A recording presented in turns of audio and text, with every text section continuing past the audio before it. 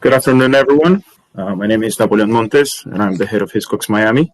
Today, I have the pleasure to have a three great panelists who are experts in their area. On the top right, you have Daniel Linsket, who's a partner at Control Risk and currently manages Control Risk Mexico City office, overseeing the delivery of solutions and services to clients in Mexico, Central America, and the Caribbean. On the top left, we have Renzo Merino, who works at Moody's. And Renzo joined Moody's Sovereign Risk Group in 2011, and he is a Vice President Senior Analyst covering sovereign and supranational credits in Latin America. His portfolio includes Colombia, Panama, Uruguay, and the Bahamas. He's also the lead analyst for the Inter-American Development Bank and the Inter-American Investment Corporation. And last but not the least, we have Dr. Christopher Sabatini on the bottom left. Dr. Sabatini is a Senior Fellow for Latin America at Chatham House in the United Kingdom. He's on the advisory boards of Harvard University's LSPAU, the Advisory Committee for Human Rights Watch, America's Division, and of Inter-American Foundation. He's also an HFX Fellow at the Halifax International Security Forum. I want to start looking back slightly and focusing perhaps on the economy. So, Renzo, I'm going to go to you. Where did LATAM finish in 2020?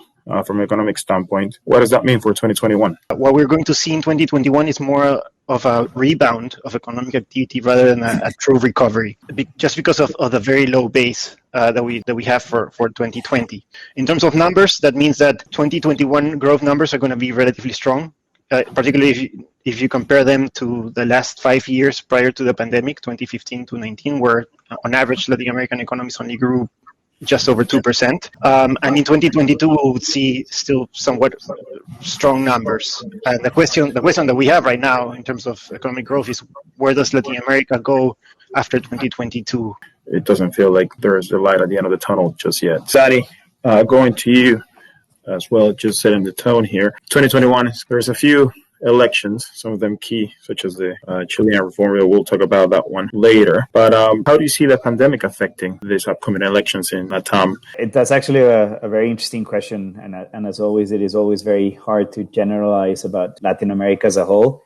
But I think more than a growth of leftist populists, what we were seeing before the pandemic and probably will continue to see is a rise of, let's say, anti-status quo candidates. And I think if you look at what was happening, I know it's hard these days to think back to 2018, 2019, but effectively, if you remember, so like that wave of demonstrations in Chile, in Peru, in Ecuador, Bolivia, Colombia, and to some extent, the election of two anti-status quo candidates, one from the right, one from the left in Brazil and Mexico, it was basically an underlying current of discontent with the status quo. And I think what you're going to see now is probably a continuation of that. The bigger question to some extent is how are the governments going to fare with popular discontent and social pressures at a time when they have to go into austerity measures, when they have to actually be more careful about how they spend money, but the social spending pressures increase. This is probably an age-defining moment for the region, right? Because for a long time, the region struggled with, again, getting a little bit of fiscal discipline,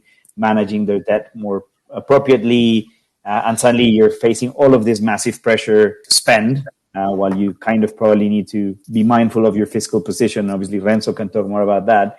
But at a time when people are demanding more, right? And again, the triggers might be corruption, might be inequality, might be insecurity. It depends from country to country. But the current is very clear. This is, people are tired of the status quo.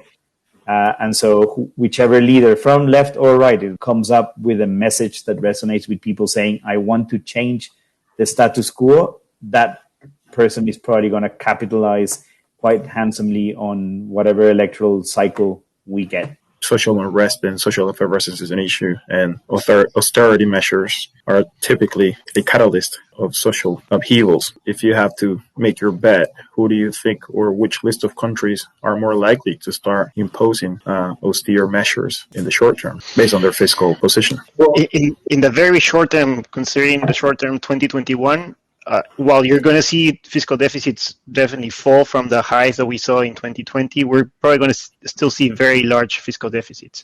And the reason why is because the pandemic is still present in most of these countries. A lot of these governments have had to continue some of the programs that they had implemented last year to support the economy. Some governments were more effective in implementing those support programs than others. In some cases, that actually helped the economic performance. One case is Brazil, where growth wasn't as bad as we had expected originally, just because the government spent so much money trying to support households.